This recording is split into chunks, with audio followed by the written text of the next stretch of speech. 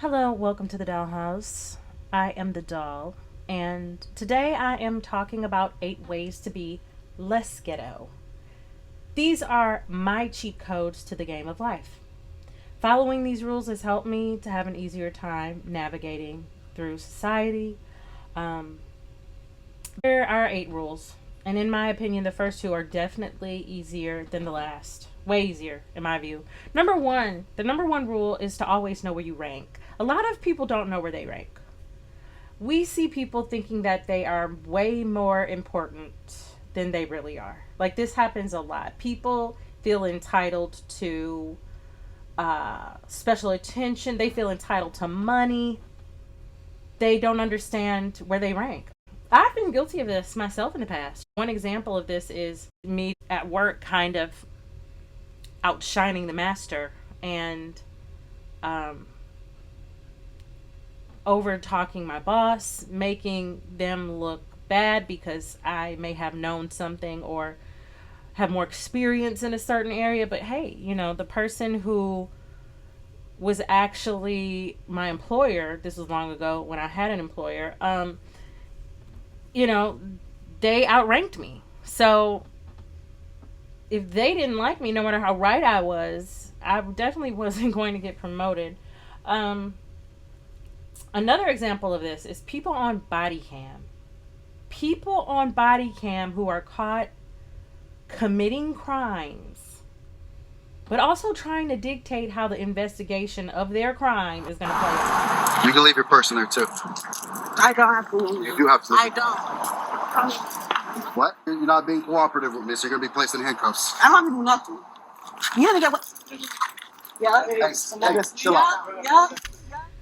People who are guilty as they can be, trying to plead with the cop, not even plead, trying to tell the cop, listen, I'm not giving you my ID. I'm not telling you my real name. You can't look at my bag. So what, you got me on camera. I'm not getting in this cop car. And then they ended up folded up on the ground with mace on their eyes, mace in their hair, and then, being tased. This is dumb. You got to know when to hold them and know when to fold them. Know when to walk away and know when to run, okay? This even happens in dating when people try to compete with one another. And listen, I've been guilty of this too. There are actually some footage of me floating around on a panel. I was talking about how not a lot of men earn as much as I did at that time and why men need to step up and why it's hard to find a partner. And on top of that, I had ugly hair in the video and I was fat. Okay, it was all bad. I didn't know any better. I didn't know where I ranked at the time because I had ranked much higher earlier in life, 30 pounds before that, and when I had long hair. It's just, I didn't know where I ranked. It's really cringe, but I learned quick that I needed to measure myself realistically. Actually, I learned slow. I needed to measure myself more realistically. And it helped me improve my rank dramatically just by improving myself, like looking at myself objectively. Like, hey, I know how I think of myself, but how does the world take me in? Where do I rank out in life? Really, where do I rank in the world? And if you know where you are, then you can set your goals for where you want to be and what is realistic for you to get there, what it will take for you to get there realistically. So there it is. Number 2, I learned that it was important to define relationships and also my role in the relationships. This is at work, this is in friendships, this is with dating relationships. I had to ask myself, what is this person doing in my life? Why are they here? What do they expect from me? What do we expect from one another? Understanding this on the front end, even why you want to be involved in someone's presence is good to know. You got to understand this for every person you spend time with. And it's important I would resist blurring the lines with people who you work with, who you go to school with, people who you are in an environment that you're forced to be in, not by choice, who end up being friends. I've experienced this firsthand. Like, you don't want to blur the lines too much. These people aren't your friends, really. And sometimes you might end up with friends, but Most of the time, if you change jobs or change schools, you won't be friends. So you got to understand this. And you know, an example of this might be that so-called friend, that friendly person you go to school with or work with, who sweetly asks you for a ride home after work. And then after you give them a ride, they sit in your car and trauma dump all over you, telling you all their business. So you kind of feel sorry for them, and you just feel compelled to just keep giving them a ride because you know their story and you're so nice and yeah, they're sweet. Okay, you're not friends though. You really have to understand your relationship to this person. You met because of work, not because of some interests or hobbies. And maybe you do have a friendship, but is it symbiotic? Does it go both ways? Because people will ride the wheels off your car and the gas all the way out of your tank in the name of friendship. And once the resources like time and money are spent, they have to be replenished. Is it worth it? They have to be replenished, right? Or are you just going to be without because you've given to that person? Is it worth it to you? My number 3 cheat code to life. Shut up. Stop talking all the time. Listen to people. Listening is really the key. Like, listening is A1. It's the easiest thing to do. You don't have to move your face muscles. You don't have to walk. You could sit and you could just listen. You don't have to think. Listen. Maybe process what's being said, but stay listening. Don't just start thinking about other things. Process what's being said. That's the real cheat code. And on top of that cheat code is letting people finish their thoughts without interrupting. Don't interrupt. Don't interrupt people. I've worked on this. I haven't been perfect at this. It was once a bad habit of mine to kind of step on people in conversation. I still have to work on this from time to time. And I empathize. It's not easy if you've been in practice of doing this. And it's because sometimes we get excited and want to make sure to get a point across because it's a good idea, or so we think. Believe me though, everyone hates it. You hate it, don't you? You kind of hate it. I do. I can relate. Because, I mean, really, who likes to have their words pounced on? Who likes to have their sentence jumped on and interrupted midstream by someone who's just ready to interject into the conversation? So, yeah, just be quiet. Number 3, just, hey, keep it quiet. Number 4, the number 4 cheat code that I've learned is that when you finally do start to talk, don't curse. It's in public for sure. Don't curse. I've embarrassed myself in a work meeting once doing this, like cursing. And I've cursed on this channel before. You'll have to find it deep in some old video, but I'm really trying to work on that. People I've been around have cursed loudly, and I've even experienced secondhand embarrassment from other people cursing. Once on a girls' trip with about 20 women, I caught secondhand embarrassment. It was a girls' trip, but everyone was over 30, so whatever. One of the women on the trip had a speaker playing loud trap music through the halls of the resort on this international trip. And it was just such a stereotypical spectacle, like the swarm of the big back American black women frolicking alone without any dates on a girls' trip. But yeah, I had secondhand embarrassment because this big grown woman, several of them actually, there was a lot of ratchetry going on. Dancing on the bar, bringing their own music. Like, it wasn't welcome. People were frowning. There were children around. So I'm just saying this. It's safest for me to let the words that represent me be as unoffensive as possible, as welcoming as possible, as warm as possible.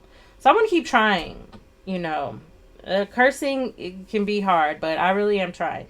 So the number 5 cheat code is learning good table manners. This prepared me for the world of business, lots of business dinners, lots of business lunches. Well, I used to do a lot of that. It's huge. And even if you don't do business dinners and luncheons, you will be in environments where your dining etiquette can make or break you. I actually saw a post today of a text thread between a girl, this guy and this girl. They had gone on a date, and she had some terrible table manners. I'm going to put her picture up. She has a steak dangling out of her mouth. I guess he took this picture mid dinner, right before he escaped. He found his way out of the restaurant. Okay. This is their text thread. I'm going to read it. She says, "Hey, are you okay? You've been gone from the table like 10 minutes. He said, "I left." He was in the wind, baby. He left. She said, "What do you mean you left? You haven't even paid, and you said you were going to the bathroom."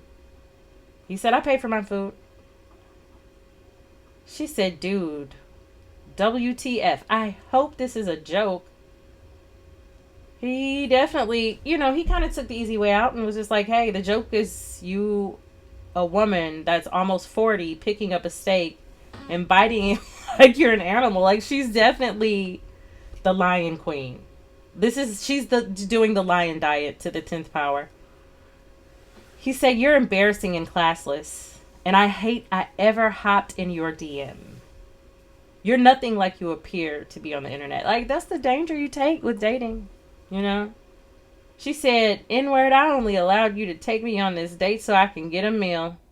Ain't no way you're playing in my face like this. A real man would have shown me how to properly eat the steak." A real man, like your daddy, like your etiquette coach, like a real man would have shown me how to properly eat the steak. That's not your date's job at over 40. Like, that's not even your first date's job. That's your parents and the people who raise you are supposed to teach you how to use dining utensils properly and how to make the world a better place by chewing with your mouth closed. Washing your hands before you sit down, putting your napkin in your lap, understanding where to place your glass, how to eat the bread and share the communal butter, share the community bread. It's good to learn these skills, okay? He said, "Shorty, you got your meal. You just got to pay for it. Be blessed, big rabbit teeth." Woo! He ate her up. That's why it's good to have table manners, because, yeah, maybe they wouldn't have clicked, but at least they could have had a decent conversation, got through it. They tried.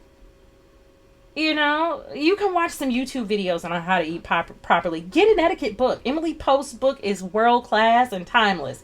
You will learn the 10th power of etiquette, that rules that people don't barely use anymore, but it's good to know them. Like, if you taste something bad, how do you remove it out of your mouth discreetly? It's not with a napkin. That's not how you're supposed to remove food. Etiquette, good manners, they're designed to make life easier, more bearable for everyone in society. If everybody's following good manners, like not littering, like chewing with their mouth closed, everybody's throwing their trash in the trash can, everybody is trying to follow the laws and the rules of the road, when everyone is walking at a decent pace and nobody's running through the hallway, life is nicer, more safe, better for all of us. One thing, that's really one of my main pet peeves, seeing people throw trash on the ground. I do turn into a Karen. I'm already a Karen. I'm a Karen. So seeing people throw trash on the ground makes my skin crawl. It makes my skin crawl. It's so disappointing. So anyway, number 6. The number 6 cheat code is something simple. It's just walk on the sidewalk rather than walking on the grass. It preserves your shoes. You don't get mud in places where you don't want mud or grass or rocks. And you also respect people's lawns. You are less likely to step in a puddle, ruin your shoes, get a toe stuck in some dirt. And also, if you've ever paid for lawn care, you understand why people don't want randoms walking on their lawn. So just let that elevate you. Just stay on the sidewalk. Another thing related to walking is walking and chewing. Like, and walking and drinking. If you need to drink, you need to walk. Stop and do it. It could even be dangerous to walk and chew. Actually, as a child, I almost lost my life because I was walking home from the school eating a now and later. A big black hard candy got lodged in my throat and I was just choking my little life away. Yeah, you don't see people walking and chewing gum on like fashion runways. It's not really safe. And just think about the stereotypes of people walking and chewing. Well, you think about a middle school kid, like a high school girl walking through the halls with a bag of hot Cheetos, walking, chewing, bonnet on. Like, it's such a stereotype at this point. It's an easy way not to be ghetto. Another cheat code that can help you avoid looking crazy and looking ghetto is being aware of yourself and your surroundings. And this goes beyond just being aware for danger, like looking out for exits and taking notices of who's in the room. That's basic stuff. I'm talking about like taking notice of the places you are going and if they fit into your life, and also if you fit into those places. I mean, for example, are you wearing a sundress and sandals at a hockey game? Are you dressed like you're going to the bathroom, but you're actually at the grocery store perusing the bananas? Are you in a bonnet in public? Are you dressed for the club at a happy hour hotspot where people go after doing business all day? Are you dressed like you're going to a T-Pain concert? I don't know why I said T-Pain anyway. I mean, you can do all of those things if you want to. Go for it. But you will probably have better luck if you are aware how you look, how you feel, how you make other people feel, how you sound, how you smell, what your tastes are. If you're aware of those things, you can either improve them if necessary or be prepared to go to the right environments. It's like wearing sandals on a hike, which I've done, which is a terrible idea. It's a cheat code for you to improve yourself. And a lot of times you can improve your environment too. Like, your environment reflects, especially your home environment, it's a huge reflection on what's going on inside. What you look like is important, but also where you spend your time is important. And if it's messy and cluttered, your thoughts are less likely to be organized. It's easier for people to look outside of themselves at their environment sometimes, rather than looking inside of themselves and looking even at themselves on the outside. Your environment, like your room, your home, your kitchen, it reflects the inside. And the good news is that you can improve any one of those things and it has a trickle down effect. Like, usually if you improve your looks, it will improve your mood. It can improve your results with other people, which can improve your mental capacity and your energy, which can allow you to go home and have more energy to organize your space and prepare yourself to look your best, be organized in that regard. And it just has like a loop factor. If you clean up your environment, it can, really elevate you. Having a clean house can help you have more organized thoughts, better emotional regulation, which will help you have the energy to focus on things like health and beauty. It's like a loop, a catch-22. Good, it begets good. It's really how karma works. So these are just a few of my cheat codes to the game of life. Like I said, I believe that the first two are easier than the last because the last one takes a lot of self introspection. Let me know what you think in the comments. Until next time, though, be blessed.